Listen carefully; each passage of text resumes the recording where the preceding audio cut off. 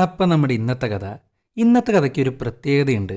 നമ്മളങ്ങനെ അധികം കണ്ട് ശീലിക്കാത്തൊരു കഥയാണ് ഞാൻ ഇന്ന് പറയാൻ പോകുന്നത്. ഒരു സാധാരണക്കാരൻ, എന്നാൽ അയാൾ അതിബുദ്ധിമാനാ. രാവിലെ മൊത്തം ഇയാൾ ഒരു സാധാരണ ഡെലിവറി ബോയാ.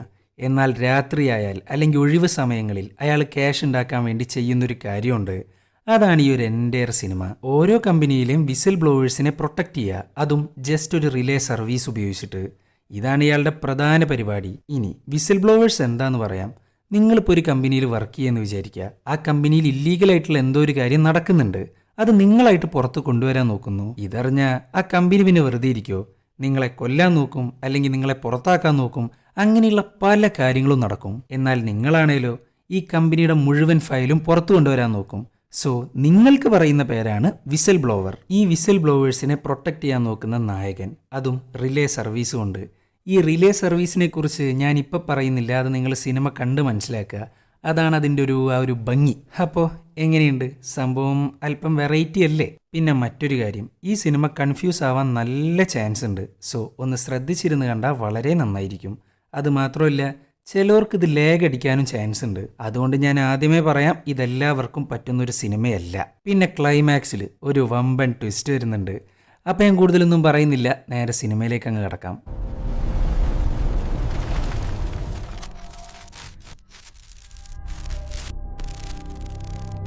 ഒരു രാത്രി ഹോഫ്മാൻ എന്നൊരു സാധാരണക്കാരൻ റെമഡി റെസ്റ്റോറൻറ്റിലോട്ട് പോകുന്നു. അയാൾ ആർക്കോ വേണ്ടി കാത്തിരിക്കുകയാണ്. അവനാകെ ടെൻഷനിലാണ്. അവൻ അത്രയും ടെൻഷൻ അടിച്ചുകൊണ്ട് കാത്തിരിക്കുന്നത് ആരെയെന്നറിയണ്ടേ?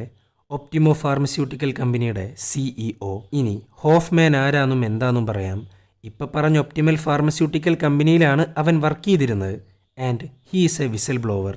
ഈ വിസിൽ ബ്ലോവർ എന്താണെന്നറിയാത്തവർക്ക് വേണ്ടി ഞാനൊന്ന് ചുരുക്കി പറഞ്ഞുതരാം. ഇപ്പം നിങ്ങളൊരു കമ്പനിയിൽ വർക്ക് ചെയ്യുമെന്ന് വിചാരിക്കുക. ആ കമ്പനിയിൽ നടക്കാൻ പാടില്ലാത്ത അല്ലെങ്കിൽ ഇല്ലീഗലായിട്ടുള്ള എന്തെങ്കിലും ഒരു കാര്യം പുറലോകം അറിയാണ്ട് നടക്കുന്നുണ്ടെങ്കിൽ അത് വലിയൊരു തെറ്റാണ്. ആ തെറ്റിനെ മറ നീക്കി പുറത്തു കൊണ്ടുവരാൻ നിങ്ങൾ ശ്രമിച്ചു കഴിഞ്ഞാൽ നിങ്ങളൊരു വിസിൽ ബ്ലോവറായിട്ട് മാറും. ഈ ഒപ്റ്റിമോ ഫാർമസ്യൂട്ടിക്കൽ കമ്പനിയിൽ വലിയൊരു സ്കാമാണ് അരങ്ങേറുന്നത്. ഒരു ഫാർമസ്യൂട്ടിക്കൽ കമ്പനി ആയതുകൊണ്ട് തന്നെ വ്യാജമരുന്നുകളുടെ ധാരാളം പ്രശ്നങ്ങളുണ്ട് ആ കമ്പനിക്കകത്ത്. അതിൻ്റെ എല്ലാ തെളിവുകളും സാക്ഷാൽ ഹോഫ്മാൻ്റെ കയ്യിലുണ്ട്. പക്ഷെ ഹോഫ്മാൻ അതെല്ലാം തിരിച്ചു കൊടുക്കുന്നു. എന്നിട്ട് പറയാണ്, നിങ്ങളുടെ മുഴുവൻ ഫയലുകളും ഇതിനകത്തുണ്ട്. നിന്റെ ഗുണ്ടകളെങ്ങാനും ഇനി എൻ്റെ പിന്നാലെ വന്ന കാര്യങ്ങളെല്ലാം കയ്യിൽ നിന്ന് പോവും. ഇതിൻ്റെ ഒരു സേഫ്റ്റി കോപ്പി എന്നെ റെപ്രസെൻ്റ് ചെയ്യുന്ന ആളുടെ കയ്യിലുണ്ട്. പറഞ്ഞില്ല എന്ന് വേണ്ട എന്നും പറഞ്ഞ് അങ്ങേരുമായിട്ടൊരു ഫോട്ടോ എടുക്കുന്നു, പോകുന്നു. അത്രയും വലിയ തെളിവ് കിട്ടിയിട്ടും അങ്ങേരത് തിരിച്ചു കൊടുക്കുകയാണ് ചെയ്യുന്നത്. അതിനൊരു കാരണമുണ്ട്. ഇത്രയും വലിയ കമ്പനികളുമായിട്ട് കളിക്കാൻ നിന്ന കഴുത്തിൻ്റെ മുകളിൽ തല കാണത്തില്ല. ആ ഭയം കൊണ്ട് തന്നെയാണ് അവനത് തിരിച്ചു കൊടുക്കുന്നതും. എന്നാൽ ഇതെല്ലാം നല്ല രീതിയിൽ തീർക്കണമെന്നുണ്ടെങ്കിൽ ഇവർക്കിടയിൽ ഒരു മീഡിയേറ്ററിൻ്റെ ആവശ്യമുണ്ട്. And he is the one. അവനാണ് ഹോഫ്മാൻ പറഞ്ഞ അവനെ റെപ്രസെൻ്റ് ചെയ്യുന്ന ആള്. ഇയാൾ ആരാണെന്നോ എന്താണെന്നോ ആർക്കും അറിയില്ല. ഈവൻ അയാളുടെ പേര് പോലും. ഒരു കൺസ്ട്രക്ഷൻ ജോലിക്കാരൻ്റെ വേഷവും തിരിച്ച് അതേ റെമഡി റെസ്റ്റോറൻറ്റിൽ അയാളും ഉണ്ട്. ഹോഫ്മാനെ സേഫാക്കുക, അതാണ് അയാളുടെ പ്രധാന ലക്ഷ്യം. അങ്ങനെ ഡീലും കഴിഞ്ഞ് ഹോഫ്മാൻ പോകുന്നു. അവൻ അറിയാണ്ട് അവൻ്റെ പിന്നാലെ തന്നെയുണ്ട് ഈ മീഡിയേറ്റർ. അങ്ങനെ ഈ മീഡിയേറ്റർ റിലേ എന്ന് പറയുന്ന ഒരു മെഷീൻ എടുക്കുന്നു. ഹോഫ്മാൻക്ക് ഇൻസ്ട്രക്ഷൻ കൊടുക്കുന്നു. അവൻ പറയുന്നതിനനുസരിച്ച് ഹോഫ്മാൻ നീങ്ങത്തുള്ളൂ. ഇനി ഈ റിലേ മെഷീനെ കുറിച്ച് പറയാം. ഈ റിലേ എന്ന് പറയുന്നത് ഒരു കീബോർഡ് പോലെയുള്ള ഒരു സംഭവമാണ്. സംസാരിക്കാൻ കഴിവില്ലാത്തവർക്ക് ഒരിക്കലും ഒരു ഫോൺ യൂസ് ചെയ്യാൻ പറ്റാറില്ല. ഒരാൾക്കും വിളിക്കാൻ കഴിയില്ല. എന്നാൽ റിലേ എന്ന സർവീസ് ഉപയോഗിച്ച് ഫോൺ കണക്ട് ചെയ്ത് ഒരു കോളർ സർവീസ് വഴി അവർക്ക് എന്താണോ കൊടുക്കേണ്ട മെസ്സേജ് അത് എത്തിച്ചു കൊടുക്കാൻ പറ്റും. അതായത് ഇവിടുന്ന് ടൈപ്പ് ചെയ്യുന്ന മെസ്സേജുകൾ റിലേ സർവീസിൽ വർക്ക് ചെയ്യുന്ന കോളേഴ്സ് അപ്പുറത്തിരിക്കുന്ന ആൾക്ക് വായിച്ചു കൊടുക്കും. ഈ റിലേ എന്ന് പറയുന്ന സാധനം ഒരിക്കലും ട്രേസ് ചെയ്യാൻ കഴിയത്തില്ല. അങ്ങനെ മീഡിയേറ്റർ ഹോഫ്മാൻക്ക് ഇൻസ്ട്രക്ഷൻ കൊടുത്ത് അവനെ ട്രെയിൻ കയറ്റി വിടുന്നു. ഇവർ തമ്മിൽ ഇന്നേ വരെ നേരിട്ട് കണ്ടിട്ടില്ല. തൽക്കാലം ഈ മീഡിയേറ്ററിനെ ഫ്രാങ്ക് എന്ന് വിളിക്കാം. അങ്ങനെ ഫ്രാങ്ക് അവൻ്റെ റൂമിലോട്ട് പോകുന്നു. എന്നിട്ട് അവൻ ഇന്ന് യൂസ് ചെയ്തിരുന്ന ഫോണ്, സിമ്മ് എല്ലാം നശിപ്പിക്കുന്നു. ശേഷം അവൻ സ്ഥിരമായിട്ട് യൂസ് ചെയ്യാറുള്ള ഒരു ഫേക്ക് നമ്പറുണ്ട്. അതിൽക്ക് വന്നിട്ടുള്ള വോയിസ് മെസ്സേജുകൾ കേൾക്കാൻ ആരംഭിക്കുന്നു. അതിനകത്ത് ഹോഫ്മാൻ്റെ മെസ്സേജും ഉണ്ട്, ഒപ്റ്റിമോയുടെ മെസ്സേജും ഉണ്ട്. അങ്ങനെ ഒപ്റ്റിമോ പറയാണ്, നിങ്ങൾ പറഞ്ഞതുപോലെ ഞാൻ എല്ലാം ചെയ്തു. നിങ്ങൾ പറഞ്ഞ ക്യാഷ് അടക്കം തന്നു. ഇനി ഇതിൻ്റെ പേരിൽ ഞങ്ങൾക്ക് ഒരു പ്രശ്നം ഉണ്ടാവാൻ പാടില്ല. അങ്ങനെ ഫ്രാങ്ക് ഹോഫ്മാൻ്റെ മെസ്സേജ് കേൾക്കുന്നു. Hey man, thanks. നിങ്ങളില്ലായിരുന്നെങ്കിൽ ഞാൻ തീർന്നേനെ. നിങ്ങളാണെങ്കിൽ വെറും തുച്ഛമായിട്ടുള്ള എമൗണ്ടാണ് എൻ്റെ കയ്യിൽ നിന്ന് വാങ്ങിച്ചിട്ടുള്ളത്. Again and again thanks. ചുരുക്കി പറഞ്ഞ ഇങ്ങനെ മീഡിയേറ്റർ ആയിട്ട് നിൽക്കുമ്പോൾ രണ്ട് കൂട്ടരുടെ കയ്യിൽ നിന്നും ക്യാഷ് കിട്ടും. കമ്പനിയുടെ കയ്യിൽ നിന്നാണ് അവൻ കൂടുതലായിട്ട് എമൗണ്ട് വാങ്ങുക.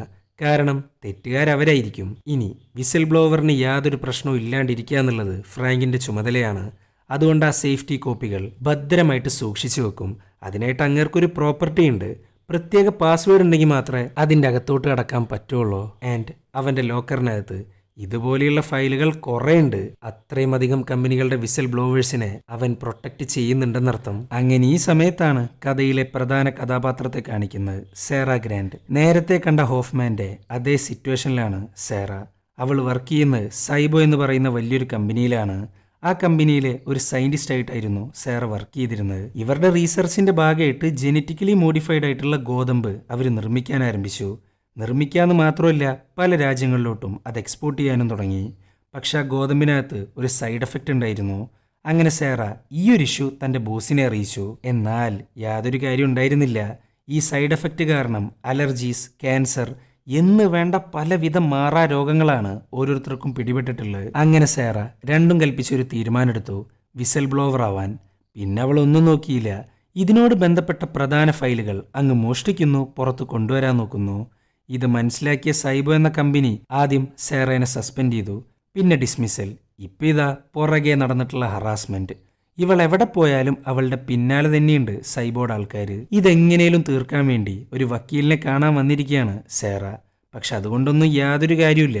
ഇങ്ങനെയുള്ള കോർപ്പറേറ്റ് വില്ലന്മാരുമായിട്ട് മുട്ടാൻ നിന്നാ കഴുത്തിന്റെ മേളിൽ തല കാണില്ല എന്ന് അങ്ങേർക്ക് നന്നായിട്ടറിയാം. സേറ, ഈ ഒരു കേസിൽ എനിക്കൊന്നും ചെയ്യാൻ കഴിയില്ല. ഈ വിസിൽ ബ്ലോവേഴ്സിനെ പ്രൊട്ടക്റ്റ് ചെയ്യുന്ന കമ്മ്യൂണിറ്റീസ് ഉണ്ട്, ഞാൻ വേണമെങ്കിൽ അവരെ കണക്ട് ചെയ്ത് തരാം. എൻ്റെ പൊന്ന് സാറേ, എനിക്ക് ഈ വിസിൽ ബ്ലോവറൊന്നും ആവണ്ട, ഇതൊന്ന് തീർന്നു കിട്ടിയാൽ മതി. ഞാൻ ഈ ഫയലുകളെല്ലാം തിരിച്ചു കൊടുക്കാൻ തയ്യാറാ. എന്നാൽ ഞാൻ തിരിച്ചു കൊടുക്കുന്ന ആ സെക്കൻഡിൽ അവരെന്നെ തീർക്കും. ഇത് കേട്ടേക്ക് വക്കീലിന് കാര്യം മനസ്സിലായി. അങ്ങനെ ആ വക്കീൽ ഒരു നമ്പർ അങ്ങ് എഴുതി കൊടുക്കുന്നു. അതും ഒരു പക്ക ടോൾ ഫ്രീ നമ്പർ. അതായത് ഫ്രാങ്ക് സ്ഥിരമായിട്ട് യൂസ് ചെയ്യാറുള്ള ഫേക്ക് നമ്പർ. ഇത് അവനാണോ അവളാണോ അവരാണോ എന്നൊന്നും എനിക്കറിയാൻ പാടില്ല. നീ അതിലേക്കൊന്ന് വിളിച്ചു നോക്ക്, അല്ലെങ്കിൽ മെസ്സേജ് ചെയ്ത് നോക്ക്. ചിലപ്പോൾ അവർ തിരിച്ചു വിളിച്ചേക്കാം, അല്ലെങ്കിൽ വിളിക്കേയില്ല. എൻ്റെ കയ്യിൽ ഇതല്ലാതെ വേറെ മാർഗവുമില്ല. ഇത് കേട്ടേക്ക് സേറ ആ നമ്പർ അങ്ങ് വാങ്ങുന്നു. അവളുടെ പുതിയ അപ്പാർട്ട്മെന്റിലോട്ട് അങ്ങ് പോകുന്നു. അവൾക്ക് ഒരേ സ്ഥലത്ത് കുറേ കാലം നിൽക്കാൻ സാധിക്കില്ല. എവിടുന്നാണ് അടി വരിക എന്നുള്ളത് പറയാൻ പറ്റില്ലല്ലോ. അങ്ങനെ സേറ ആ നമ്പറിലോട്ടൊരു മെസ്സേജ് അയക്കുന്നു. ഇതേ സമയം ഫ്രാങ്കിനെയാണ് കാണിക്കുന്നത്. പുള്ളിക്കാരൻ്റെ ഡെയിലി ലൈഫ് കണ്ട ഇത്രയും വലിയ കാര്യം ചെയ്യുന്ന ആളായിട്ട് തോന്നുകയില്ല. അങ്ങേര് സിറ്റിയിലെ പ്രധാന ഡെലിവറി ബോയ് ആണ്. അതുമാത്രമല്ല, അവൻ പണ്ട് ഭയങ്കര ആൽക്കഹോളിക് ആയിരുന്നു. പക്ഷെ ഇപ്പോൾ ഒരു സപ്പോർട്ട് ഗ്രൂപ്പിന്റെ സഹായത്തോടുകൂടെ അതെല്ലാം നിർത്തി. അതും കഴിഞ്ഞ 9 മാസമായിട്ട് മദ്യം തൊട്ടിട്ടില്ല. അങ്ങനെ രാത്രിയായി. പതിവ് പോലെ ഫ്രാങ്ക് അവൻക്ക് വന്ന മെസ്സേജുകൾ കേൾക്കാൻ ആരംഭിക്കുന്നു. ആദ്യം തന്നെ ഹോഫ്മാന്റെ മെസ്സേജാണ്. അതും ഓൾറൈറ്റ് എന്ന ഒരൊറ്റ വേർഡ് കൊണ്ട് അതങ്ങ് അവസാനിക്കുന്നു. ഇനി അവൻക്ക് വന്ന രണ്ടാമത്തെ മെസ്സേജ് സേറയുടെയാണ്. അവളുടെ പ്രശ്നങ്ങളെല്ലാം ചുരുങ്ങിയ രീതിയിൽ വിശദീകരിച്ചുകൊണ്ട്. ഇത് കേട്ടേക്ക് ഫ്രാങ്ക് ആണെങ്കിൽ വേഗം തന്നെ ഒരു ലൈബ്രറിയിലോട്ടാണ് പോകുന്നത്. പോവാന്ന് മാത്രമല്ല, അവിടെയുള്ള സിസ്റ്റം യൂസ് ചെയ്ത് സേറയുടെ ഫുൾ ഡീറ്റെയിൽസ് എടുക്കുന്നു. സ്വന്തം സിസ്റ്റം യൂസ് ചെയ്ത് കഴിഞ്ഞാൽ ആരെങ്കിലുമൊക്കെ ട്രേസ് ചെയ്യാൻ ചാൻസ് ഉണ്ട്. എന്തായാലും ഈ സിസ്റ്റം വഴി സേറ ആരാന്നും എന്താന്നും ഏത് കമ്പനിയിലാണ് അവൾ വർക്ക് ചെയ്തിരുന്നതെന്നും അവൻ മനസ്സിലാക്കി. അങ്ങനെ അന്ന് രാത്രി അവൻ സേറേനെ വിളിക്കുന്നു. എന്നാൽ അതൊരു ഡയറക്റ്റ് കോളല്ല, റിലേ സർവീസ് ഉപയോഗിച്ചാണ് ഫ്രാങ്ക് സേറേനെ വിളിക്കുന്നത്. ഫ്രാങ്ക് ഇവിടെ ഇരുന്ന് റിലേ സർവീസിലോട്ട് ടൈപ്പ് ചെയ്ത് കൊടുക്കും. ആ സർവീസിൽ കോൾ എടുക്കുന്നത് ആരാണോ അവർ ഫ്രാങ്ക് ടൈപ്പ് ചെയ്യുന്ന കാര്യങ്ങൾ സേറക്ക് വായിച്ചു കൊടുക്കും. ഇതാണ് റിലേ സർവീസ് എന്ന് പറയുന്നത്. ഹലോ മാം, ഞങ്ങൾ റിലേ സർവീസിൽ നിന്നാണ് വിളിക്കുന്നത്. ഇതിനു മുമ്പ് ഈ സർവീസ് ഉപയോഗിച്ചിട്ടുണ്ടോ? ഇല്ല. ഓക്കെ, നിങ്ങൾക്ക് വിളിക്കുന്ന ആൾക്ക് ചിലപ്പോൾ സംസാരശേഷി ഉണ്ടായിരിക്കില്ല. അതുകൊണ്ടാണ് ഈ റിലേ സർവീസ് യൂസ് ചെയ്യുന്നത്. നിങ്ങളുടെ കോളുകൾ ഞങ്ങൾ ടാപ്പ് ചെയ്യില്ല, റെക്കോർഡ് ചെയ്യില്ല, ഒന്നും ചെയ്യില്ല. നിങ്ങൾക്ക് കാര്യങ്ങളെല്ലാം മനസ്സിലായി എന്ന് വിചാരിക്കുന്നു എന്നും പറഞ്ഞ് സംസാരിക്കാൻ ആരംഭിച്ചു. ഫ്രാങ്ക് ആദ്യം തന്നെ ചോദിക്കുന്നത് അവളുടെ പ്രശ്നങ്ങളെക്കുറിച്ചും സൈഡ് എഫക്റ്റിനെ കുറിച്ചുമാണ്. അങ്ങനെ സേറ അതെല്ലാം അങ്ങ് ഡീറ്റെയിൽ ആയിട്ട് അങ്ങ് പറഞ്ഞു കൊടുക്കുന്നു. എൻ്റെ കയ്യിലിരിക്കുന്ന ഡാറ്റ ഇല്ലാണ്ട് ജനങ്ങൾക്കൊരിക്കലും മനസ്സിലാവില്ല അവർ കഴിക്കുന്ന ഏത് ഫുഡിൽ നിന്നാണ് രോഗം പിടിപെടുന്നതെന്ന്. സോ ഈ ഫയലുകൾക്കായിട്ട് സൈബോ എന്തും ചെയ്യും. പിന്നെ മറ്റൊരു കാര്യം കൂടെ പറയാനുണ്ട്. ഇന്നലെ രാത്രി അവരെൻ്റെ കാറിന് തീ വെച്ചു. ഇത് കേട്ടേക്ക് ഫ്രാങ്കിന് കാര്യങ്ങളുടെ സീരിയസ്നെസ് മനസ്സിലായി. അങ്ങനെ ഫ്രാങ്ക് കുറച്ച് ഇൻസ്ട്രക്ഷൻസ് കൊടുക്കുന്നു. നാളെ തന്നെ ഒരു പ്രീപെയ്ഡ് ഫോൺ വാങ്ങണം. എന്നിട്ട് നിന്റെ പുതിയ നമ്പർ എന്നെ അറിയിക്കണം. അതോടൊപ്പം നിന്റെ പുതിയ അഡ്രസ്സും. എന്നാൽ ഒരു പബ്ലിക് പ്ലേസിൽ നിന്നുകൊണ്ട് മാത്രമേ ഇതെല്ലാം ചെയ്യാൻ പാടുള്ളൂ. ഈ സമയത്താണ് സേറ ഒരു കാര്യം പറയുന്നത്. അവളുടെ അപ്പാർട്ട്മെന്റിന് പുറത്തായിട്ട് ഒരു വാന് കിടപ്പുണ്ട്. അതും കുറേ സമയമായി ഈ വാൻ അവിടെ എത്തിയിട്ട്. അതിൽ നിന്ന് ഒരു കാര്യം ഉറപ്പാ, അതിനകത്ത് സൈബോർഡ് ആൾക്കാരാണ്. അവർ സേറയുടെ പിന്നാലെ തന്നെയുണ്ട്. അങ്ങനെ ഫ്രാങ്ക് അവസാനമായിട്ടൊരു മെസ്സേജ് അയക്കുന്നു. അവർ നമ്മുടെ കോൾ ടാപ്പ് ചെയ്യുന്നുണ്ടാകും. ഫ്യൂച്ചറിൽ നിന്റെ പുതിയ ഫോൺ മാത്രം യൂസ് ചെയ്യുക, ഞാൻ തന്ന നിർദ്ദേശങ്ങൾ എല്ലാം ഫോളോ ചെയ്യുക എന്നും പറഞ്ഞ് ഫോൺ അങ്ങ് കട്ട് ചെയ്യുന്നു. ഇവിടെ സേറ വിചാരിച്ചതുപോലെ തന്നെയാണ് കാര്യങ്ങളുടെ പോക്ക്. ആ വാനകത്ത് സൈബോർഡ് ആൾക്കാരാണ്. ഇതാണ് സാം, ഇവനാണ് ഇവരുടെ ഹെഡ്. ഇവരാണെങ്കിൽ കോളൊക്കെ കേട്ടോണ്ടിരിക്കുകയാണ്. പക്ഷെ എത്ര കേട്ടാലും ലൊക്കേഷൻ ട്രേസ് ചെയ്യാൻ ശ്രമിച്ചാലും കോളർ സർവീസിൻ്റെ അഡ്രസ്സ് അല്ലാണ്ട് അവർക്കൊന്നും കിട്ടാൻ പോകുന്നില്ല. അങ്ങനെ സാം നേരെ റിലേ കോളർ സർവീസിലോട്ട് പോകുന്നു. പക്ഷെ അവിടെ ചെന്നിട്ടും യാതൊരു കാര്യമില്ല. ഡിസബിലിറ്റി ആക്ട് പ്രകാരം റിലേ സർവീസിലൂടെ വിളിക്കുന്ന കോളുകളൊന്നും റെക്കോർഡ് ചെയ്യാനോ ടാപ്പ് ചെയ്യാനോ പാടില്ല. എന്തിന്, കോൾ ലോഗ് വരെ സൂക്ഷിക്കാൻ പാടില്ല. ഇതൊക്കെ കേട്ടിട്ട് സാമിനാണെങ്കിൽ ഭ്രാന്ത് കയറുന്നു. അങ്ങനെ പിറ്റേ ദിവസമായി. ഫ്രാങ്ക് പറഞ്ഞതുപോലെ സേറ ഒരു പുതിയ പ്രീപെയ്ഡ് ഫോൺ വാങ്ങുന്നു. പബ്ലിക് പ്ലേസിൽ എത്തിയതിനു ശേഷം നമ്പറും അഡ്രസ്സും അങ്ങ് മെസ്സേജ് അയക്കുന്നു. പിന്നെ ഫ്രാങ്ക് ഒന്നും നോക്കിയില്ല. അവൻക്ക് ആവശ്യമായിട്ടുള്ള ടൂൾസ് കൊണ്ട് സേറ താമസിക്കുന്ന അപ്പാർട്ട്മെന്റിന്റെ തൊട്ടടുത്തായിട്ടുള്ള മറ്റൊരു ബിൽഡിങ്ങിൽ അവൻ റൂം എടുക്കുന്നു. അതും 24 മണിക്കൂറും സേറേനെ വാച്ച് ചെയ്യാനായിട്ട്. അങ്ങനെ ആസ് യൂഷ്വൽ റിലേ സർവീസ് വഴി സേറക്ക് വിളിക്കുന്നു. സേറ, നിന്റെ സിറ്റുവേഷൻ എന്താണെന്ന് എനിക്ക് മനസ്സിലായി. നിങ്ങളുടെ കയ്യിലിരിക്കുന്ന ഡോക്യുമെന്റ്സ് തിരിച്ചു കൊടുക്കാൻ ഞാൻ സഹായിക്കാം. അതും നിങ്ങളെ പ്രൊട്ടക്റ്റ് ചെയ്യാനുള്ള ലെവറേജ് എല്ലാം മെയിൻറ്റെയിൻ ചെയ്തുകൊണ്ട്. പക്ഷെ ഇതെല്ലാം ചെയ്യണമെന്നുണ്ടെങ്കിൽ ഒരു $50,000 ഡെപ്പോസിറ്റ് ആയിട്ട് തരേണ്ടി വരും. നിന്നെ പ്രൊട്ടക്റ്റ് ചെയ്യാൻ അതിൻ്റേതായ എക്സ്പെൻസ് ഉണ്ട്. എന്നാൽ പേടിക്കേണ്ട യാതൊരു കാര്യമില്ല. സൈബോയുമായിട്ടുള്ള നെഗോസിയേഷനിൽ ഈ ക്യാഷ് ഞാൻ തിരിച്ചു പിടിക്കും, നിനക്ക് തിരിച്ച് തരുകയും ചെയ്യും. ഓക്കെ ആണോ? ഇത് കേട്ടേക്ക് സേറയാണെങ്കിൽ ഡബിൾ ഓക്കെ. പൈസയെക്കുറിച്ച് ചിന്തിക്കാനൊന്നും അവൾക്ക് ഒട്ടും സമയമില്ല. സ്വന്തം ജീവൻ രക്ഷിക്കുക, അതാണിപ്പോൾ പ്രധാനം. സേറ, ഞാൻ തരുന്ന ഓരോ നിർദ്ദേശങ്ങളും നീ ഫോളോ ചെയ്യണം. അല്ലാതൊരിക്കലും നിന്നെ എനിക്ക് സഹായിക്കാൻ കഴിയില്ല. പിന്നെ ഇവിടുന്ന് അങ്ങോട്ട് നമ്മളുടെ സംസാരങ്ങളിൽ ഒരു പാസ്കോഡ് യൂസ് ചെയ്യും. ക്രെഡിറ്റ് ഓർ ഡെബിറ്റ് എന്ന് ഞാൻ ചോദിച്ചു കഴിഞ്ഞാൽ നീ ചെക്ക് എന്ന് മറുപടി പറയണം. ഇതാണ് നമ്മുടെ പാസ്കോഡ് എന്നും പറഞ്ഞ് ഫോൺ അങ്ങ് കട്ട് ചെയ്യുന്നു. അങ്ങനെ ഫ്രാങ്ക് 2 ഫോണുകളാണ് തയ്യാറാക്കുന്നത്. ഒന്നിൻ്റെ മുകളിൽ റെഡ് ടേപ്പും രണ്ടാമത്തെ മുകളിൽ യെല്ലോ ടേപ്പും ഒട്ടിച്ചു വെക്കുന്നു. അതുമാത്രമല്ല, ഇനി എന്തൊക്കെയാണ് ചെയ്യേണ്ടതെന്നുള്ളതിൻ്റെ ഒരു പ്രോപ്പർ ഇൻസ്ട്രക്ഷൻ ആ ഫോണിൻ്റെ ഒപ്പം അവളുടെ അഡ്രസ്സിലോട്ട് അങ്ങ് മെയിൽ ചെയ്യുന്നു. അവളുടെ കയ്യിലിരിക്കുന്ന ഡോക്യുമെന്റ്സ്, ഡെപ്പോസിറ്റ് തുകയായ 50,000 അവൻ കൊടുത്തുവിട്ടിട്ടുള്ള ഈ എൻവലപ്പിൽ നിക്ഷേപിക്കുക. ഇൻസ്ട്രക്ഷൻ ലഭിക്കുന്നതുവരെ കൊടുത്തുവിട്ട 2 ഫോണുകളും സ്വിച്ച് ഓഫ് ആയിരിക്കണം. ഇതൊക്കെയാണ് അവൻ്റെ പുതിയ നിർദ്ദേശങ്ങൾ. അങ്ങനെ ഫ്രാങ്ക് റിലേ സർവീസ് വഴി കോൾ ചെയ്യുന്നു. ആദ്യം തന്നെ പാസ്കോഡാണ് പറയുന്നത്. മറ്റേ ക്രെഡിറ്റ് ഓർ ഡെബിറ്റ് ഉണ്ടല്ലോ അത്. ഇത് പറയുന്ന വേറൊന്നും കൊണ്ടല്ല, ഒരു ഉറപ്പിന് വേണ്ടിയിട്ടാണ്. സേറ, നാളെ കൃത്യം 10 മണിക്ക് ന്യൂയോർക്കിൽ നിന്ന് പിറ്റ്സ്ബർഗിലോട്ട് നീ ഫ്ലൈറ്റ് കയറണം. ദെൻ ഒരു 11:50 ആകുമ്പോൾ അവിടുന്ന് നേരെ അറ്റ്ലാന്റയിലോട്ട്. നീ ഇപ്പോൾ സംസാരിക്കുന്ന ഈ ഫോണ് നിന്റെ കയ്യിലുണ്ടാവാൻ പാടില്ല. പിന്നെ ഡോക്യുമെന്റ്സും ഡെപ്പോസിറ്റും അടങ്ങുന്ന പാക്കേജ് നിർബന്ധമായിട്ടും നിന്റെ കൈവശം ഉണ്ടാവണം. പിന്നെ ആ റെഡ് ടേപ്പ് ഒട്ടിച്ച ഫോണും എന്നും പറഞ്ഞ് ഫോൺ അങ്ങ് കട്ട് ചെയ്യുന്നു. ഇതൊക്കെ കേട്ടിട്ട് ഇവൾക്കാണെങ്കിൽ ഒടുക്കത്തെ കൺഫ്യൂഷൻ. പക്ഷെ പറഞ്ഞിട്ട് കാര്യമില്ല, തിരിച്ചു വിളിക്കാനുള്ള യാതൊരു സംവിധാനവും ഇല്ല. എന്നാൽ ഇതെല്ലാം സാമിൻ്റെ ആൾക്കാർ കേൾക്കുന്നുണ്ട്. അങ്ങനെ സേറ കൃത്യം 10 മണിക്ക് ഫ്ലൈറ്റ് എടുക്കുന്നു, പിറ്റ്സ്ബർഗിലോട്ട് പോകുന്നു. എന്നാൽ അതേ ഫ്ലൈറ്റിലുണ്ട് സാക്ഷാൽ ഫ്രാങ്ക്, അതും ഒരു പാകിസ്ഥാനിയുടെ വേഷത്തിൽ. അത് ഫ്രാങ്കാന്ന് പറയത്തേയില്ല, അത്രയും പെർഫെക്ഷനിലാണ് അവൻ്റെ ഡിസ്കൈസ്. അങ്ങനെ സേറ പിറ്റ്സ്ബർഗിലെത്തി, കൂടെ ഫ്രാങ്കും. ഇനി അറ്റ്ലാന്റ ഫ്ലൈറ്റിനുള്ള സമയമാവണം, അതിനുവേണ്ടി കാത്തിരിക്കുകയാണ് സേറ. ആ സമയത്താണ് ഫ്രാങ്ക് ഒരു ബാഗ് വാങ്ങുന്നത്. ബാഗ് വാങ്ങാന്ന് മാത്രമല്ല, വാങ്ങിയ ബാഗ് ലോസ്റ്റ് പ്രോപ്പർട്ടിയിൽ കൊണ്ടുപോയിട്ട് കൊടുക്കുകയും ചെയ്യുന്നു. അതും പുതിയൊരു വേഷത്തിൽ. മാം, ഈ ബാഗ് ആ ബാത്റൂമിൻ്റെ സൈഡിൽ നിന്ന് കിട്ടിയതാ. അവർ നോക്കുമ്പോൾ അതിനകത്ത് സേറ ഗ്രാൻഡ് എന്ന് എഴുതി വെച്ചിരിക്കുന്നു. അങ്ങനെ ഫ്രാങ്ക് സേറക്ക് വിളിക്കുന്നു. Again relay service. ആ ഒരു കറക്റ്റ് സമയത്താണ് ഒരു അനൗൺസ്മെന്റ് വരുന്നത്. സേറ ഗ്രാൻഡ് എത്രയും പെട്ടെന്ന് ലോസ്റ്റ് പ്രോപ്പർട്ടിയിൽ എത്തണം. അവളാണെങ്കിൽ ഇത് കേട്ടേക്കാകെ ഞെട്ടിയിരിക്കുകയാണ്. അവളുടെ ബാഗൊന്നും കാണാണ്ട് പോയിട്ടില്ല. അങ്ങനെ ഇരിക്കുമ്പോഴാണ് സാമിനെയും ടീമിനെയും കാണിക്കുന്നത്. അവരുണ്ട് ഈ എയർപോർട്ടിനകത്ത്. ഈ അനൗൺസ്മെന്റ് കേട്ടേക്ക് സാം ആണെങ്കിൽ തൻ്റെ അസിസ്റ്റന്റിനെ സേറേനെ വാച്ച് ചെയ്യാൻ നിർത്തുന്നു. എന്നിട്ട് ലോസ്റ്റ് പ്രോപ്പർട്ടിയിലോട്ട് അവൻ ഒറ്റയ്ക്ക് പോകുന്നു. ഈ സമയത്താണ് ഫ്രാങ്ക് അവളുടെ കയ്യിലിരിക്കുന്ന പാക്കേജ് എയർപോർട്ടിനകത്തെ പോസ്റ്റ് ഓഫീസ് വഴി 2 ലൊക്കേഷനിലേക്ക് അയക്കാൻ പറയുന്നത്. പണം ഒരു സ്ഥലത്തോട്ടും ഡോക്യുമെന്റ് മറ്റൊരു സ്ഥലത്തോട്ടും. ഇനി എന്തിനാണ് ഫ്രാങ്ക് ബാഗ് വെച്ച് കളിക്കുന്നതെന്ന് അറിയണ്ടേ? ആരാണ് സേറയുടെ പിന്നാലെയുള്ളതെന്ന് അങ്ങർക്ക് കണ്ടെത്തണം. അതിനു വേണ്ടിയിട്ടാണ് ഈ ബാഗും അനൗൺസ്മെന്റും ലോസ്റ്റ് പ്രോപ്പർട്ടിയും ഒക്കെ. ഇതോടുകൂടെ സാമിന്റെ മുഖം അവൻ വ്യക്തമായിട്ട് കാണുന്നു. അവരെ കണ്ടെത്താന്ന് മാത്രമല്ല, ഇത് ചെറിയൊരു ഡിസ്ട്രാക്ഷൻ കൂടിയാണ്. അങ്ങനെ ഇരിക്കുമ്പോഴാണ് അസിസ്റ്റന്റ് സാറയുടെ പിന്നാലെ പോകുന്നതും പോസ്റ്റ് ഓഫീസ് കണ്ടെത്തുന്നതും.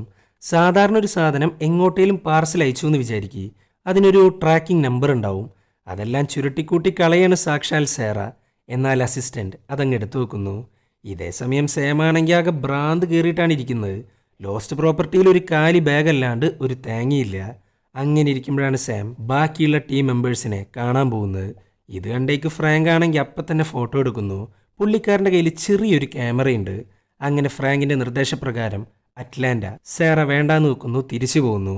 ഇവിടെ സാമും ബാക്കിയുള്ള ടീമും കൂടെ ഗംഭീര ചർച്ചയാണ് നടത്തുന്നത്. സാം 2 പാക്കേജാണ് അവൾ മെയിൽ ചെയ്തിരിക്കുന്നത്, രണ്ടും 2 ലൊക്കേഷനിലേക്ക്. നമ്മളെ കൺഫ്യൂഷനാക്കാനാവും ഇങ്ങനൊരു നീക്കം. എന്നാൽ അതിൻ്റെ ട്രാക്കിംഗ് ID നമ്മളുടെ കയ്യിലുണ്ട്. അല്ല, ഇവിടെ ഇത്രയും എയർപോർട്ട് ഉണ്ടായിട്ടും എന്തുകൊണ്ടായിരിക്കും പിറ്റ്സ്ബർഗിലെ എയർപോർട്ടിൽ മാത്രമാണ് പോസ്റ്റ് ഓഫീസ് ഉള്ളത്. പുറത്തുനിന്ന് മെയിൽ ചെയ്ത് കഴിഞ്ഞാൽ ഈസി ആയിട്ട് നമുക്ക് കണ്ടെത്താൻ പറ്റും. പിന്നെ നമ്മളെ ഒന്ന് ചുറ്റിക്കുക എന്നൊക്കെയാണ് സാം പറയുന്നത്. അങ്ങനെ രാത്രിയായി. ഫ്രാങ്ക് സേറനെ വിളിക്കുന്നു വയ റിലേ സർവീസ്. അവൻ ആദ്യം തന്നെ ചോദിക്കുന്നത് അവൾ മുഴുവൻ ഡോക്യുമെന്റ്സും അയച്ചില്ലേന്നാ. ഏതെങ്കിലും ഒന്ന് മിസ്സായാൽ തീർന്നു. അത്രയും വലിയ നെഗോഷിയേഷൻസ് ആണ് നടക്കാൻ പോകുന്നത്. സോ ഒരു ഫയൽ പോലും മിസ്സാവാൻ പാടില്ല. അവരിന്ന് എയർപോർട്ടിലുണ്ടായിരുന്നോ? ഉണ്ടായിരുന്നു. അപ്പം നിങ്ങളോ? ഇത് കേട്ടേക്ക് ഫ്രാങ്ക് അതിനുത്തരം കൊടുക്കുന്നില്ല. പകരം വേറെ കുറച്ച് കാര്യങ്ങളാണ് പറയുന്നത്. നിങ്ങളായിട്ട് അവരെ കോണ്ടാക്ട് ചെയ്യരുത്. അവരെങ്ങാനും വിളിച്ചാൽ ഫോൺ എടുക്കാനും പാടില്ല. പാക്കേജുകൾ എത്തിയാലുടൻ അവർക്കൊരു ഓഫർ കൊടുക്കും. അവരുടെ ഈ ഫയല് ഞാൻ പറയുന്ന സമയത്ത് നിങ്ങളായിട്ട് തിരിച്ചു കൊടുക്കണം. പക്ഷെ അതിനു മുമ്പായിട്ട് ഇതിൻ്റെ എല്ലാം സോഫ്റ്റ് കോപ്പി എൻ്റെ കയ്യിൽ ഞാൻ വെക്കും. സോ ജീവിതത്തിൽ ഒരിക്കലും അവർ തന്നെ തൊടാൻ പോകുന്നില്ല.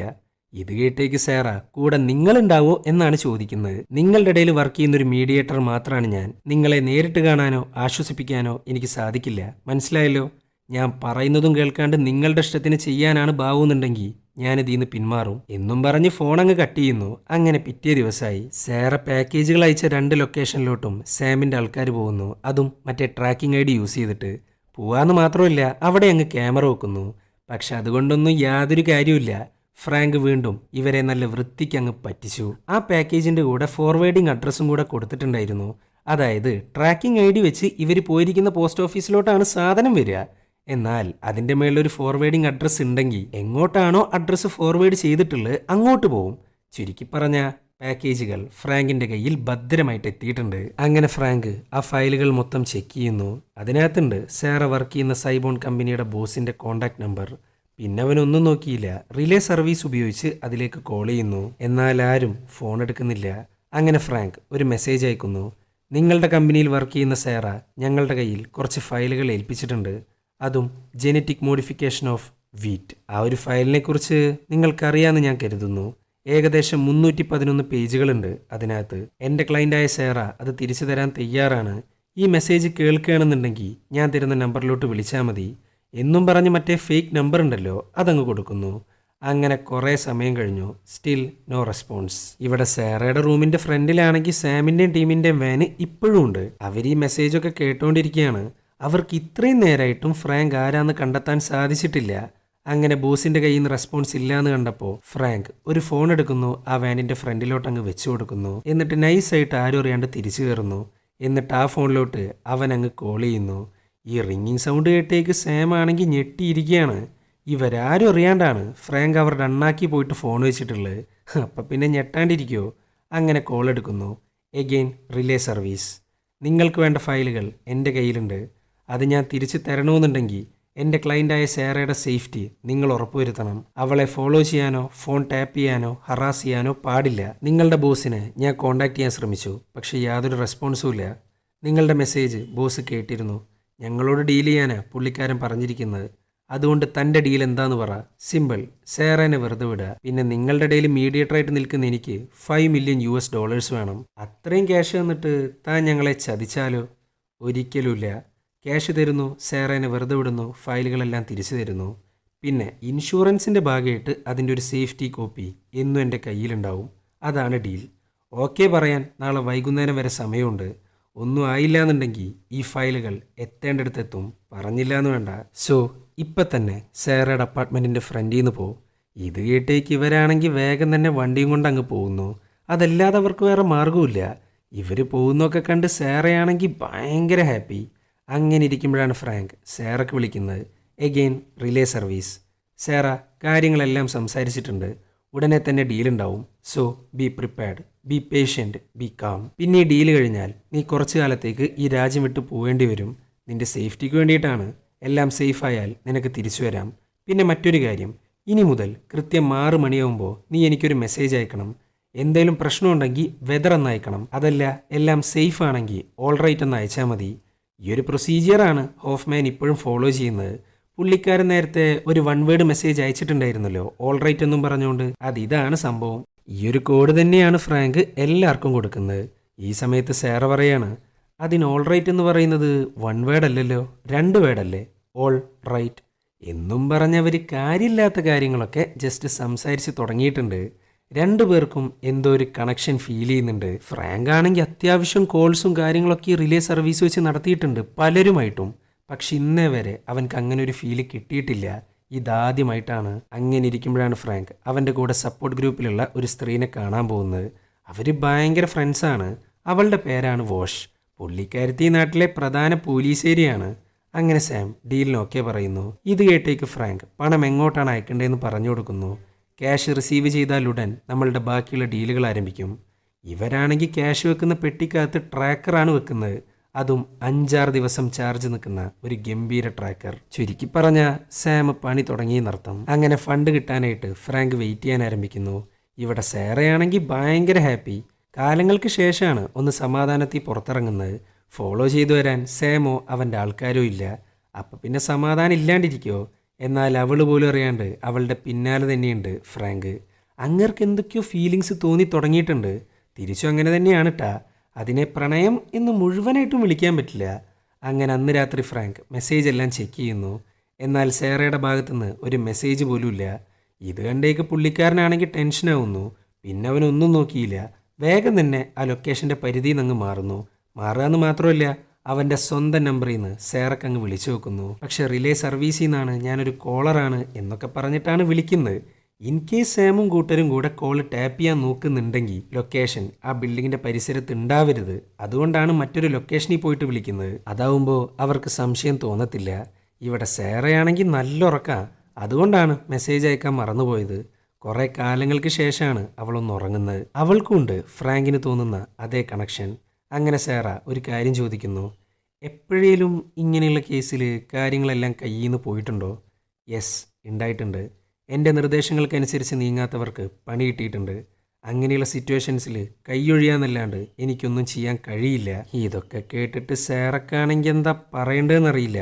ഇവിടെ സാം ആണെങ്കിൽ കോള് ട്രേസ് ചെയ്യാൻ ശ്രമിച്ചുകൊണ്ടിരിക്കുകയാണ്. എന്നാൽ അപ്പോഴേക്കും ആ ഫോൺ അങ്ങ് സ്വിച്ച് ഓഫ് ആക്കുന്നു. അങ്ങനെ ഫ്രാങ്ക് ആവശ്യപ്പെട്ട പണം കിട്ടി. പക്ഷേ അവനത് വാങ്ങുന്നില്ല. നേരത്തെ ചെയ്തതുപോലെ ഫോർവേഡിംഗ് മെയിൽ ഉപയോഗിച്ച് ആ പണത്തെ ചുറ്റിക്കുന്നു. അങ്ങേർക്കറിയാം അതിനകത്ത് മിക്കവാറും ട്രാക്കർ ഉണ്ടാവുമെന്ന്. അങ്ങനെ ഇരിക്കുമ്പോഴാണ് സാം ഫ്രാങ്കിനെ വിളിക്കുന്നത്. അതും ഞെട്ടിക്കുന്നൊരു കാര്യം പറയാനായിട്ട്. നീ ഞങ്ങളുടെ ബോസിനോട് പറഞ്ഞത് 311 പേജുകൾ അടങ്ങുന്ന ഫയലാണ്. എന്നാൽ അതിനകത്ത് 327 പേജ് ഉണ്ടാവും. അത് മുഴുവനില്ല എന്ന് പറഞ്ഞാൽ അത് വിശ്വസിക്കാൻ ഞങ്ങൾക്ക് കുറച്ച് ബുദ്ധിമുട്ടുണ്ട്. പൈസയും വാങ്ങി ഞങ്ങൾക്കിട്ട് പണിയാനാണ് ഭാവമെന്നുണ്ടെങ്കിൽ തീർക്കും ഞാൻ ആ സേറേനെ. ഇത് കേട്ടേക്ക് ഇങ്ങേര് വേഗം തന്നെ സേറേനെ വിളിച്ചു നോക്കുന്നു വയാ റിലേ സർവീസ്. ഇതൊക്കെ കേട്ടേക്ക് അവൾ പറയാണ്, 311 പേജുകളാണ് എനിക്ക് ഇമ്പോർട്ടൻ്റ് ആയിട്ട് തോന്നിയത്. അതുകൊണ്ട് അത് മാത്രമേ ഞാൻ നിനക്ക് അയച്ചിട്ടുള്ളൂ. ബാക്കി എൻ്റെ കയ്യിൽ തന്നെ ഉണ്ട്. ഇനി നമ്മൾ എന്താ ചെയ്യുക? നിന്നോട് ഞാൻ പറഞ്ഞതല്ലേ എൻ്റെ നിർദ്ദേശങ്ങൾ കറക്റ്റായിട്ട് കേൾക്കാൻ. അവർ വിളിച്ചിരുന്നു, വോൺ ചെയ്തിട്ടുണ്ട്. ഇനി അരുതാത്ത എന്തെങ്കിലും സംഭവിച്ചാൽ ഞാൻ കയ്യൊഴിയും. ഇതൊക്കെ കേട്ടേക്ക് അവളാണെങ്കിൽ കരഞ്ഞുകൊണ്ടിരിക്കുകയാണ്. അങ്ങനെ ഫ്രാങ്ക് ബാക്കിയുള്ള 16 പേജുകൾ എത്രയും പെട്ടെന്ന് തരാൻ പറയുന്നു. പറയാന്ന് മാത്രമല്ല, അതിനുള്ളൊരു പ്ലാൻ അങ്ങ് ഉണ്ടാക്കുന്നു. സിറ്റിയിലെ ഏറ്റവും കൂടുതൽ തിരക്കേറിയ ഒരു സ്ഥലം. അവിടെ ഒരു ന്യൂസ് പേപ്പർ സ്റ്റാൻഡ് ഉണ്ട്. അതിനകത്ത് ഇഷ്ടം പോലെ പേപ്പർ ഉണ്ടാവും. അതിൽ നിന്ന് വാഷിങ്ടൺ പോസ്റ്റ് എന്ന് പറയുന്ന ന്യൂസ് പേപ്പറിൻ്റെ അകത്ത് വേണം സാധനം വെക്കാൻ. അങ്ങനെ സാറ പറഞ്ഞതുപോലെ ചെയ്യുന്നു. അവൾ ആകെ ടെൻഷനിലാണ് ചെയ്യുന്നത്. ഈ പേപ്പേഴ്സ് എടുക്കാനായിട്ട് ഒരു സെക്യൂരിറ്റി ഗാർഡിൻ്റെ വേഷം കെട്ടി വന്നിരിക്കുകയാണ് സാക്ഷാൽ ഫ്രാങ്ക്. എന്നാൽ ആ സ്ഥലം മുഴുവൻ ക്യാമറയും വെച്ച് വാച്ച് ചെയ്യാണ് സാമും അവൻ്റെ ആൾക്കാരും കൂടെ. അങ്ങനെ ഫ്രാങ്ക് നൈസായിട്ട് വാഷിങ്ടൺ പോസ്റ്റ് എന്ന പേപ്പർ അങ്ങ് എടുക്കുന്നു. എന്നാൽ അതിനകത്ത് സാധനമില്ല. ഇവൻ അപ്പം തന്നെ സാറിനെ വിളിച്ചു നോക്കുന്നു. അപ്പോഴാണ് ഒരു കാര്യം മനസ്സിലാക്കുന്നത്. ടെൻഷൻ കയറിയിട്ട് ലെഫ്റ്റിൽ വെക്കേണ്ട സാധനം റൈറ്റിൽ കൊണ്ടുപോയിട്ട് വെച്ചു. ഇതറിഞ്ഞ പാട് ഇങ്ങേർക്കാണെങ്കിൽ കയറി വരികയാണ്. അത്രയും റിസ്ക് എടുത്തിട്ടാണ് ഇതെല്ലാം ചെയ്യുന്നത്. അങ്ങനെ ഈ സമയത്താണ് ഡൊണേഷനും ആക്രിയും സ്വീകരിക്കുന്ന ഒരു സ്ത്രീയെ കാണുന്നത്. ഇവരെ കണ്ടപാട് ഫ്രാങ്കിനാണെങ്കിൽ ഒരു ബുദ്ധി തോന്നുന്നു. പുള്ളിക്കാരൻ പോകുന്നു, കുറച്ച് ക്യാഷ് കൊടുക്കുന്നു, ന്യൂസ് പേപ്പർ സ്റ്റാൻഡ് അലമ്പാക്കാൻ പറയുന്നു. പിന്നെ പറയണ്ടല്ലോ, ഇവർ പോകുന്നു, എൻ്റെ ബർത്ത്ഡേ ആണ് ആഘോഷിക്കുമെന്നും പറഞ്ഞ് ആ പേപ്പർ മൊത്തം അങ്ങ് വലിച്ചെറിയുന്നു. ഇത് കണ്ടേക്ക് സാമും ടീമും ആണെങ്കിൽ വേഗം തന്നെ അങ്ങോട്ട് വിടുന്നു. എന്നാൽ യാതൊരു കാര്യമില്ല. പുള്ളിക്കാരത്തി ആ സാധനം എടുക്കുന്നു, ഫ്രാങ്കിന് കൈമാറുന്നു. എന്തോ ഭാഗ്യം കൊണ്ടാണ് ഇപ്രാവശ്യം രക്ഷപ്പെട്ട്. അങ്ങനെ അന്ന് രാത്രി ഫ്രാങ്ക് സാമിനെ വിളിക്കുന്നു. അതും റിലേ സർവീസ് തന്നെയാണ് ട്ടാ. നിങ്ങൾ പറഞ്ഞ ബാക്കിയുള്ള പേപ്പർ ഇപ്പം എൻ്റെ കയ്യിലുണ്ട്. നിങ്ങൾ എന്തിനാ ഇന്ന് ആ സ്ട്രീറ്റിൽ വന്ന്? നിങ്ങളോട് ഞാൻ അന്നേ പറഞ്ഞതല്ലേ എൻ്റെ ക്ലയൻറ്റിൻ്റെ പിന്നാലെ പോരുതെന്ന്. ഐ എം സോറി, ഇനി അങ്ങനെ ഉണ്ടാവില്ല. ഈ വരുന്ന തേഴ്സ്ഡേ നമുക്കെല്ലാം അവസാനിപ്പിക്കാം. എൻ്റെ ക്ലയൻറ്റ് വരും, നിങ്ങളുടെ ബോസും വരണം. ഡോക്യുമെൻറ്റ്സ് എല്ലാം അവളുടെ കയ്യിലുണ്ടാവും, ആൻഡ് സോഫ്റ്റ് കോപ്പി എൻ്റെ കയ്യിലും. അങ്ങനെ സാം ഓക്കെ പറയുന്നു, ഫോൺ അങ്ങ് കട്ട് ചെയ്യുന്നു. ഇതല്ലാതെ അങ്ങേർക്ക് വേറെ ഓപ്ഷനില്ല.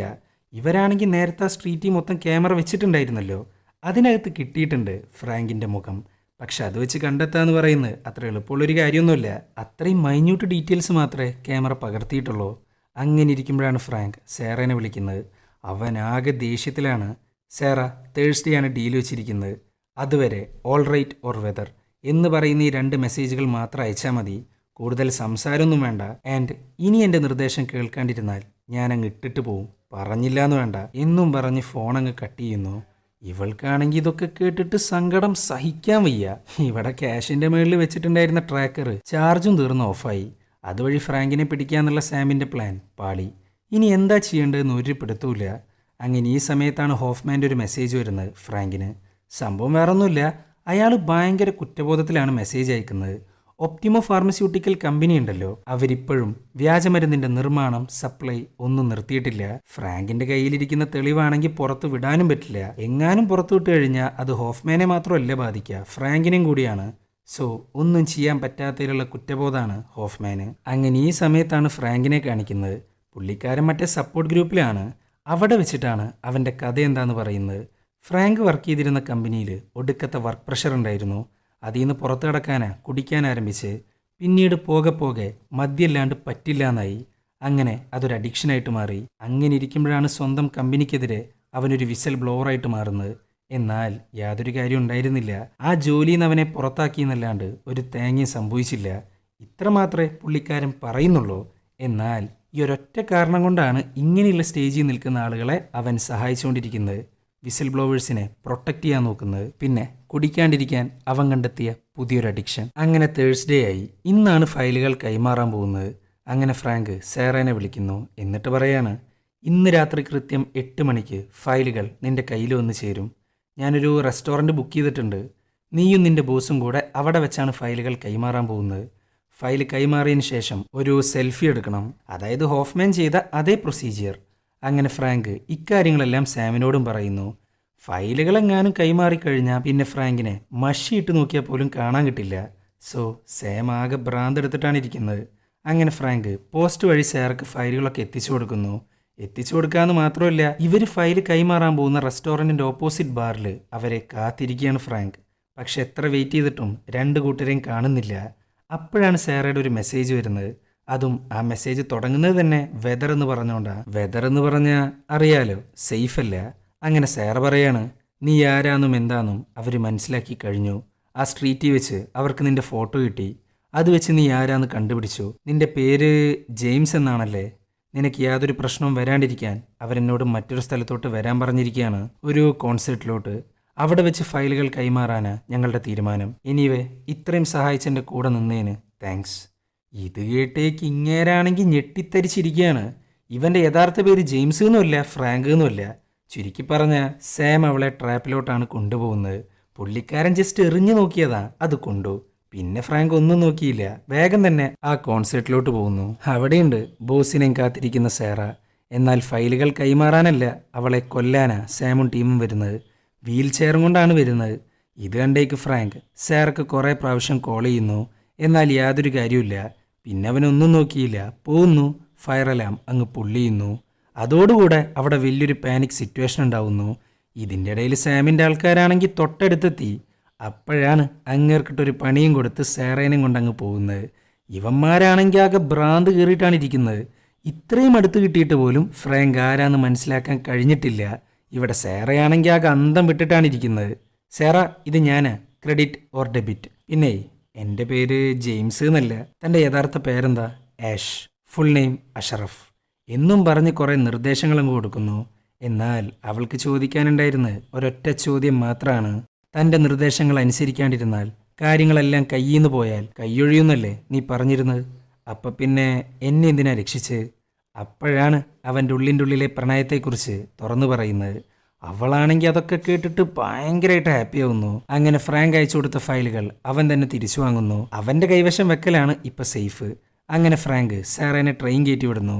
ഇവിടെ സാമും കൂട്ടൂരാണെങ്കിൽ ഭ്രാന്ത് കയറിയിട്ടാണ് ഇരിക്കുന്നത്. അപ്പോഴാണ് ഫ്രാങ്കിൻ്റെ കോള് വരുന്നത്. ഇന്നത്തോടുകൂടെ നമ്മുടെ ഡീൽ അവസാനിച്ചു.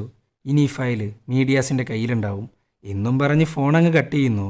പുള്ളിക്കാരന് മതിയായി ഇതിൻ്റെ പിന്നാലോടിയിട്ട്. ഈ സമയത്താണ് സാറയുടെ നമ്പറിൽ നിന്ന് ഒരു കോൾ വരുന്നത്. എന്നാൽ വിളിക്കുന്നത് സാമാണ്.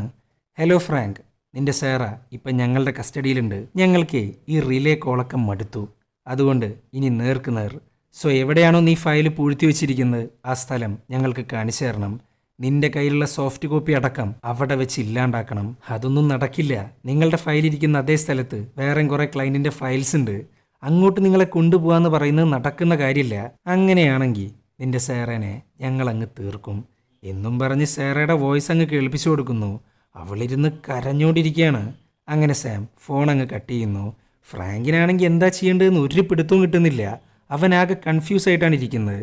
ഇനി എന്താ ചെയ്യേണ്ടതെന്നറിയാണ്ട് ഫ്രാങ്ക് മദ്യപിക്കാൻ പോകുന്നു. 9 മാസമായി ഈ സാധനം തൊട്ടിട്ട്. കുടിക്കണോ വേണ്ടേ ഒന്നും അറിയില്ല. വല്ലാത്തൊരു മാനസികാവസ്ഥയിലാണ് ഫ്രാങ്ക്. അങ്ങനെ അവസാനം കുടിക്കണ്ടെന്നൊരു തീരുമാനം എടുക്കുന്നു. അത് മാത്രമല്ല, തൻ്റെ ഫ്രണ്ടായ വാഷിനോട് ഹെൽപ്പ് ചോദിച്ചുകൊണ്ടൊരു മെസ്സേജ് അയക്കുന്നു. എന്നിട്ട് ഫ്രാങ്ക് വേഗം തന്നെ സാമിനെ വിളിച്ച് ഓക്കെ പറയുന്നു. അല്ലാതെ സാറേനെ രക്ഷിക്കാൻ വേറെ മാർഗവുമില്ല. അങ്ങനെ ഫ്രാങ്ക് സാമിനെ കാണാൻ പോകുന്നു. അവന്മാരാണെങ്കിൽ ടേസർ കൊണ്ട് ഷോക്കടിപ്പിച്ച് വണ്ടി കയറ്റുകയാണ്. അതിനകത്തുണ്ട് സാറ.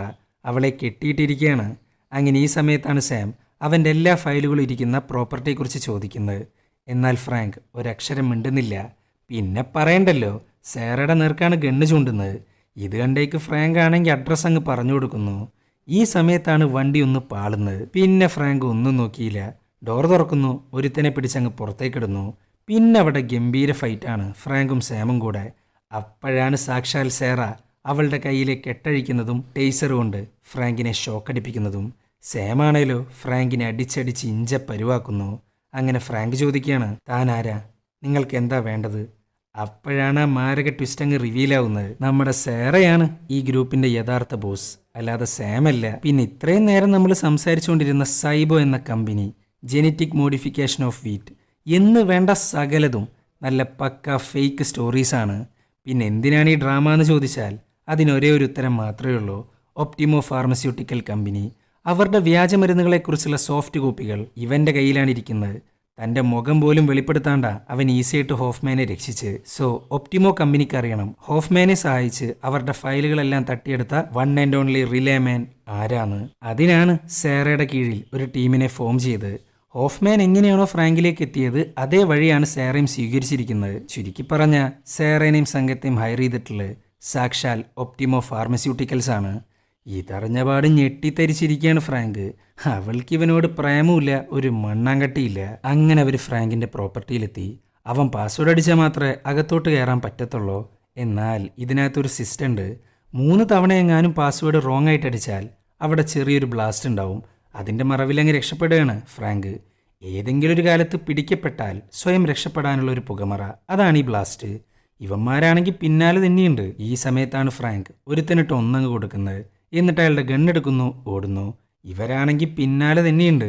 അങ്ങോട്ടും ഇങ്ങോട്ടും ഷൂട്ട് ചെയ്തുകൊണ്ടിരിക്കുകയാണ്. അത് മാത്രമല്ല, ഇവർ വാനും കൊണ്ടാണ് പിന്നാലെ വരുന്നത്.